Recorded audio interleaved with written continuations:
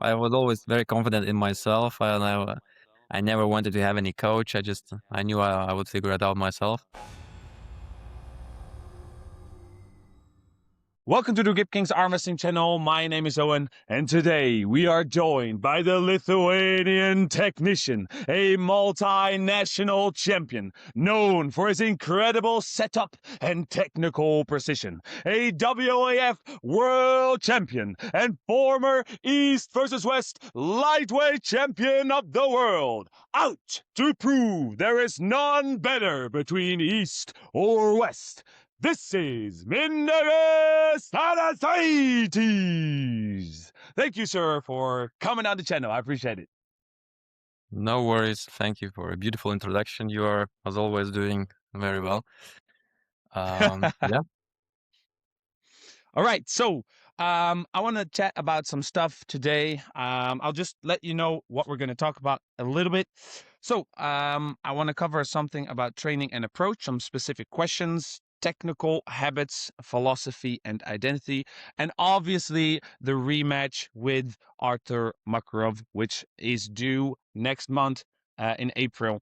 Some self-analysis and a little bit of growth lessons that you might be able to teach the viewers. So, going right off the bat, first of all, how are you feeling so far? Yeah, currently feeling great. I had some ups and downs, but in general, quite happy about. If nothing bad happens from now until the match, and I'm pretty good. You feel ready then? I see. Yeah. Okay. So, during my research, I was obviously I've seen some of your videos, and something came to light that you train your connective tissue on the table. And I really want to dig into how that works for you because I couldn't really figure out how you are training that specifically. So if you could elaborate on that. Right. So I use table time a lot to work on mostly static positions. I Mhm, feel like, since if I would be always very aggressive and attacking my opponent on the table during the training, it would not be so much fun for them. mhm, So it's just so much better to statically play around and hold. And at the same time, I feel like in the gym, it's very difficult to statically spend that same amount of time without getting bored. Meanwhile, on the table, somehow you don't even notice the time passing, and suddenly you are 2 hours mhm, in, and you did actually manage to put a lot of tension on the tendons. So somehow it's so much easier to force yourself to go through that instead of the gym.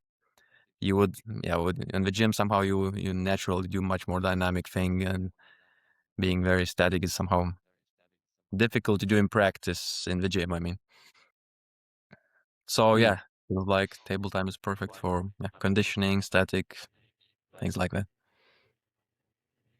I see. All right. Thank you for that answer.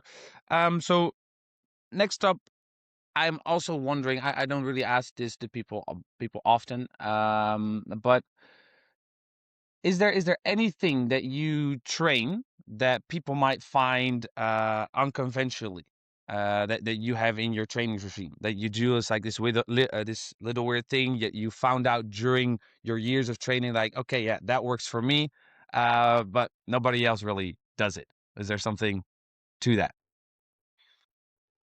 I guess just the ratio of how much time I spend on the table, how much time I spend in the gym. That ratio is a bit Mm, unusual, maybe, but my gym training is quite well, maybe also a bit lighter than normal people. Most people would go a bit heavier. I feel like mm-hmm, I can afford to just go a bit lighter, and then my static training is I consider it heavy, and I think I can allow myself to go heavy because it's static, so it's safe enough. Where yeah, I feel like get less many burned people, up. yeah. So, and I don't do Mm. those heavy weights in the gym. You know, Well, so okay, you sometimes I only do would that on the try to table. go. Sorry. Hmm. Yeah, sometimes I would try to No, do. Okay, we have some delay, I can see. Yeah. Go ahead. Go ahead. No, I said sometimes I would maybe try to focus on one exercise and maybe push a bit heavier, but it's still way lighter than most people do regularly. Yeah. And how you said the ratio is a bit like off for other people, that they might seem that they find it a bit off. How does that ratio It's just a bit. look to I'm one pretty another? sure I spend a bit more time on the table than most people. Hmm. So yeah. So if you were to give a percentage wise, high like percentage wise gym time versus table time, how would you score that?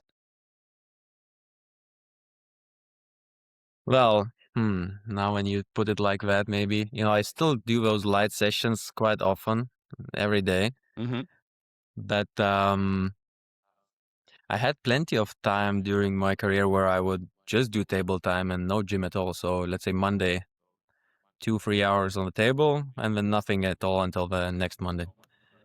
And I did it for many years, which at the end I felt like adding a little bit of light training helps to avoid injuries, helps to maintain muscle, and yeah.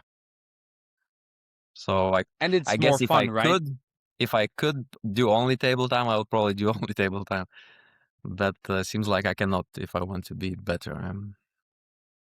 Better and healthy. I see. I Yeah. see. Okay. Okay. That's interesting. That's interesting. Yeah. But I mean, you said like if you could only do table time, you would prefer it. But does that mean you're not really fond of all the gym training then? Is that not really that you're really into? Yeah, it's a bit boring to me. You know, I would really much more prefer actually playing some games or like arm wrestling or football or whatever instead of practicing some skills in the gym for those games. Mm. So yeah, it's just Yeah. Yeah, that makes kind of sense because, like you said, with arm wrestling, it's the same. You're participating, you're doing something, and there goes 2 hours. It's the same once yeah. you're doing soccer or you do something else. The time flies, and you're having fun, and yeah. I get that. So during like I'm not gonna dive too much deep into the training philosophy, but I'm curious about um do you mostly train more to impose your own style, to refine your own style, or to survive bad positions? Like what would be um the tension, not the tension, but the um what do you prefer more? All right, so just refining your own style, your own style of arm wrestling, or trying to survive worse position. What do you find more important in your training regime? Um, yeah, those static sessions, sometimes it's easy to sit in some positions which are maybe not the most efficient positions. It's Mm-hmm. kind of defensive and but at the same time it's nice to be in those defensive positions. Uh, but lately I feel like I'm also trying to work on my good positions, like a bit better, a bit more offensive, a bit but of course still it happens in not in only my, let's say, not only top roll but also hook, also press. So a little bit of every style, but I would say that I'm always in a pretty good position. I wouldn't say it's a bad position. Mm. Yeah. So when you're implying a new training theory, for most arm wrestlers, it's quite difficult to measure if it's working or not, right? A lot of new arm wrestlers, they don't really know. Okay, I'm doing something. I'm following this athlete's training. I think it was with who was it with? I think it was with Todd Hutchings that I spoke, that he said people are watching to Devon Larradd and other famous guys, and they're doing what those guys are doing now, not what they did 20 years ago, right? Why do you think you should do what they're doing? They're a whole different level. So yeah, that's what I'm wondering. Like, how do you measure if something new you're doing is working? Do you have like a technique for that people can learn from? Yeah, I keep getting this question quite a lot because I Oh, really? don't ever really note anything. I don't measure anything. I don't, I don't max out. So I don't know what's my maximum in many cases. Mm-hmm. And I wonder why. Like to me, it was never that interesting because I somehow intuitively I know if it's working or not. Maybe I'm not trying to think. You know, my strength journey kind of started with pull-ups, I would have to say, where Yeah, I read that. at the early age, yeah, 10, 11, and things like that, we would do pull-ups. And you do pull-ups, you feel the muscles being sore. Next Mm-hmm. time you do it, you can do a bit more, and you know that okay, it works. So maybe because I went through those years of pull-ups, maybe now I somehow intuitively know if it's working. If of course, I keep checking on the table. It's during those table practices, you can always measure yourself against your yeah, partners. Mm-hmm. So and also competition is another measurement stick. Um, but somehow never felt like I needed to really measure what I'm doing in the gym. Yeah. I just feel it. If it feels better, feels worse. I don't know. Like I guess the Yeah. competition plus Yes. training partners, those two are giving me the biggest. Yeah. Competition pertaining. Okay, I see. Yeah, it was more like I wasn't really asking towards like if you're measuring your kilograms or your lifts or that type of stuff, but it's more in terms of a new technique, a different type of setup. That I was more talking about that. But you also basically answered that question, and it's through training partners and through competition. So you just bring it Also, into it's like practice. You have it's like something new. yeah. Sorry, it's just logically thinking. I'm doing Hmm. something which I think is correct. So of course I will slowly be getting stronger. So it's just I don't know, it's just logical to me that I am getting stronger. I just need to put more time into it, and maybe I'm not too worried about getting those gains quickly. I don't know, but yeah. And when do you decide? Let's for example, you have a new style, a different setup you have that you feel like, hey, maybe this could be something. When is the time, once you've refined it a little bit in training, at what point do you think, okay, I'm going to use it? Like probably not in such a, a world title match, I assume, but is it just like during a tournament or something, or when you feel comfortable in control with somebody? Which I've seen you quite a couple of times with very dominant hand control. Is that the point that you think, okay, let's try the different setup? Okay, interesting. Um, it's uh, it's not like that. It's a little bit different. I feel like the process mostly it's just having an opponent which is good at some things, and then you come up with your own counter to that thing. So even if I'm maybe even if this technique is maybe not better than my other techniques yet, like I still think that this new technique which I found now, it will be the most efficient against that specific guy.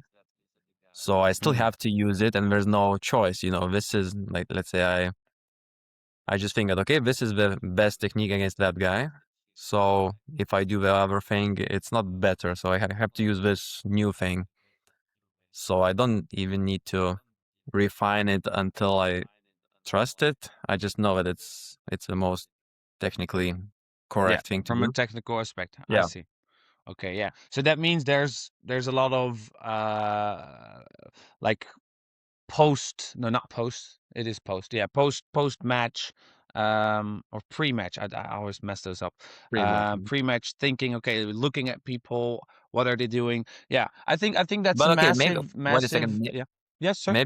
Maybe there's something more because okay, let's say maybe there are sometimes those cases where I found the technique, but maybe my body is not yet ready to use it correctly, right? Mm, So maybe in that case, I might have to choose to do something else, even though I know that it's not the correct thing to do. So okay, yeah. So I guess it happens. So I guess I would sometimes have to make that decision, like if is my body ready to apply that technique or not? yeah. Um, Yeah.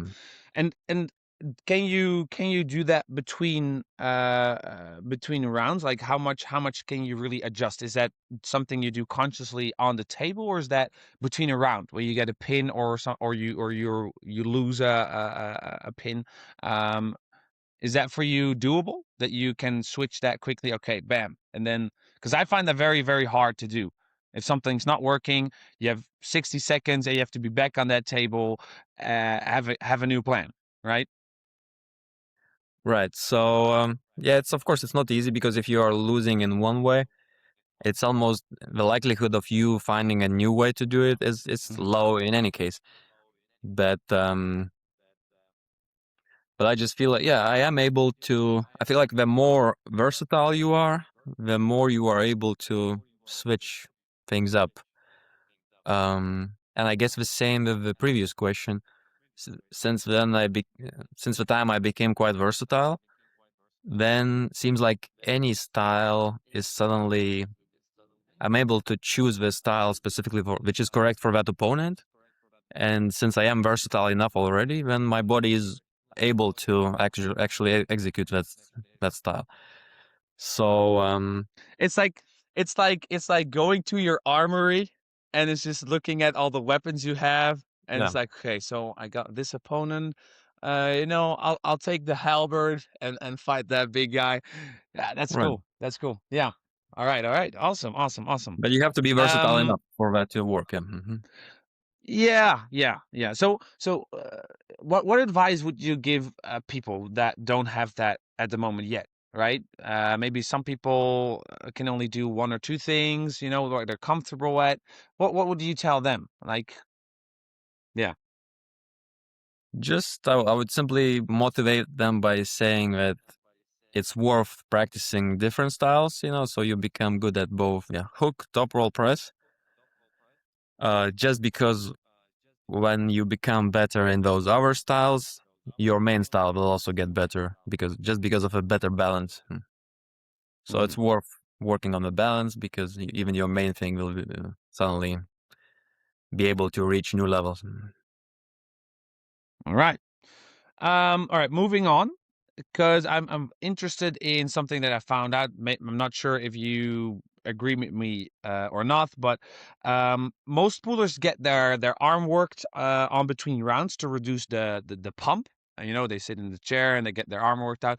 I don't really see you doing that really often. Is there like a reason behind that you're not really doing that? Yes, yes, yes. Because I'm doing something else which I think is better. All right. Um, Do so first of explain. all, I don't feel like sitting is that good Hmm. because I feel like the heart just works better. The whole blood flow thing works better if you are somehow walking around a little bit instead of sitting. And I like this thing where I kind of swing. Let me try. Just swing my arms like this a little bit. Yeah, That thing I you feel like prefer is that. really allowing the blood to circulate better, and it even applies some nice uniform tension on the tendons. It's very light, yeah, and the muscle is somehow Hmm. in tension, and it's very relaxed. So to me, it's I don't yeah, that was really the best thing I've found for quick recovery in between rounds. Like it's really for me, it's working very well. All right, I'll take that to heart. I'll try that national championship next week that I'll have. Yeah, because I was just watching the footage and I was like, wait, every other athlete is getting their arm worked on, and like there must be a reason. I gotta pick your brain about it. So, yeah, You know, some thank you for sometimes that. I would also sometimes I would hold it up a little bit, kind of try to Yeah, let the blood out or let it down, but mostly I'm just trying to kind of jiggle it a little bit. yeah, yeah. So I mean, I saw it sometimes, but not too often. So that make me curious. Yeah. Um, So how do you balance rest and preparations before a match tournament? Like obviously you have explained this quite a bit of times, but for everybody's different. Some people only use stretch bands. Some other do light static or static movements on the table? How does that work? How does it work for you? In short. So before the important matches, you mean, when I try to recover? Yeah, yeah, yeah. Just So just the just before, like 2 weeks out, 1 week out, etc. right. No, so lately I'm using this system which I like a lot, where I would train pretty hard up to the last 2 weeks, I see. and maybe I would already start to slow down the last month just to kind of let the body recover a bit, because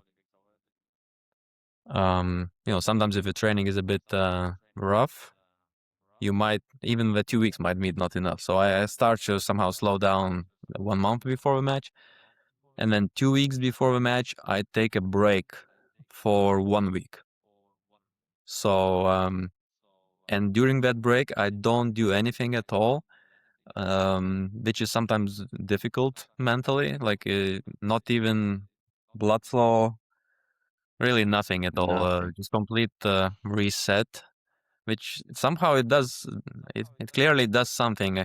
Not doing blood flow every day, even though it seems a bit strange, maybe not the fastest Hmm. recovery, but it really resets some kind of nervous system, or I don't know, whatever it is. Um, and then after that 1 week of nothing, then for the last week before the tournament, I would start doing the blood flow, and I would start even going back to the table a little bit, but just to warm up, to somehow feel the joints, to get in those positions. Um, so basically, I'm trying to think that, let's say I was training pretty hard, when I have a very good restart, I rest, so it's kind of like very relaxed, and I'm trying to prepare the body already for the upcoming. So trying to go up, For the and curve. it really Yeah. feels like if I don't do that last week of almost arm wrestling again, um, then I might show at the competition feeling a little bit not connected, a little bit too loose, a Mm. bit too soft. Meanwhile, Yeah. yeah, that Yeah. last week where I'm already doing something again, it really prepares me for yeah, this high intensity. Yeah. So I'm 6 days out for a national competition. I have to lose some more weight, a kilogram and a half. So I'm on a like a water fast ish thing, or carb fast basically. So in your opinion, you'd say, okay, go to the table a little bit. Just do warm ups. Not really too much pressure, but just a little bit warm ups. Um, Try your techniques a little bit, and then But go home. and it's not even about the dynamic. It's still kind of locked up, trying to find those locks which feel good. Um, I see. that kind of pressure. Allow the blood to All circulate right. into the joints, like so the joint starts to a point where the joints feels good. But Yeah. again, Yeah. Yeah. now you didn't do that week with nothing, did you? I Did, did. Well, actually, I did. I've only been doing cardio, walking, just walking, walking, walking. Because I made it quite a good plan. Because we planned a week of vacation, so I was not able to go to the gym. Mhm. We were just at a like a house in the countryside. So yeah, there was only forest, and yeah, that was it basically. So yeah, I had no way to arm wrestle. So I kept myself from that. Um, and yeah, now it's just it feels good. I feel a bit like light, because I'm not eating too much. But I think it'll be all right. I think it'll be all right. You know. So we'll have to see. But yeah. But yeah, so I do Okay. recommend going, starting to kind of warm up a little by little, and starting to feel that pressure. Yeah, I'll do that in the next couple of days. Yeah. All right. So, I'm also wondering, I do usually ask people this as well. Um, who's the most influential person in your life to your arm wrestling philosophy? Who do you base your stuff on? Who do you, over the years, right? It could be different people, it could be one person. Yeah, curious. Well, yeah, it's difficult. I don't think I really have anyone in any particular? person like that, because I Hmm. was always very confident in myself, and I never wanted to have any coach. I knew I would figure it out myself. Um, but there are some people who somehow matched my way of thinking, and those people, of course, would I would feel related to them. So for example, I remember Devon for sure. Initially, when he would always seem to be that clean guy versus Siplenkov, who is two-step. So I liked that a Yeah, lot. Of course, it's not like that anymore, but you know, during those yeah. his younger days, I would really root for him just because he's the Hmm. clean guy. Hmm. Yeah, Um, like yourself. Maybe right. not everybody knows you're. Yeah. So, but yeah, but in general, I'm just following my own philosophy. Trying to Mm. make sure it Yeah. So feels good for basically, myself. basically the way of just learning, just doing, not walking the path most walk, but creating your own path. That's basically what you're saying. Just just just And it's not, just it's trying most to likely figure it's not out. really my path. I'm sure many other people are doing the same thing, but just the idea of having the sport, which is works very very good with longevity. So it's very very fun to do it for a long time. So I like that.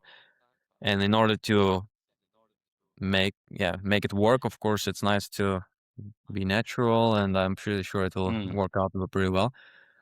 Also, not rushing for any big results, just having fun, and but at the same time, most I do important. care about having good performance. So I'm trying to make sure the diet is good, sleep is good, things like that. Just trying to optimize it. Yeah. Yeah. And talking about, well, not necessarily your path, but as an arm wrestler, in your opinion, what skill set sets you apart from the other guys? Being natural is one, but maybe some other stuff that you've thought about during the years. Um, well, being natural, I guess it's not even a skill set; it's just a choice. Uh, but I'm kind of joking there. I don't know. Every athlete who achieved some pretty good results, I'm assuming they are also pretty smart. Hmm. Um, but also I'm pretty confident in my own smartness. So I feel like I was able to find quite a few good things which helped me to improve over the years, just because I'm somehow, thinking about it, trying to be logical. Yeah. So maybe the brain, I would Yeah. say, is something which helps me a lot. Sets you apart. Yeah, just being really technical and deducting whether something is worth it or not, something is useful to your physical abilities, and then going from there. I see. Okay.